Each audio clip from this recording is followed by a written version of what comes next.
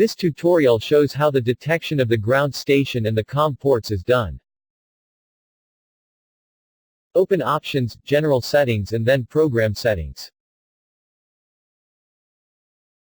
In the window Program Settings, please open the tab Communication.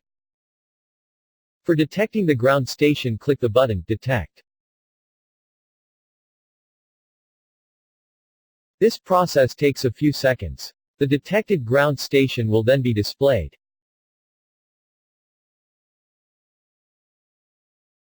To detect the COM ports, click on the button Detect in the respective menu.